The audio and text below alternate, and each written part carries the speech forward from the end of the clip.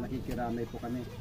Ang pamunuan po ng Tapa United Eagles Club ay nakikiramay sa inyong pagdadalamhati sa pagpano ng inyong nakita rin po namin sa YouTube na yung sa vlogger natin na nangingi ng tulong, kaya nandito po kami para magbigay ng tulong sa inyo ng pinansyal para makadagdag sa mga bayarin pa sa hospital kung meron pa man pong babayaran.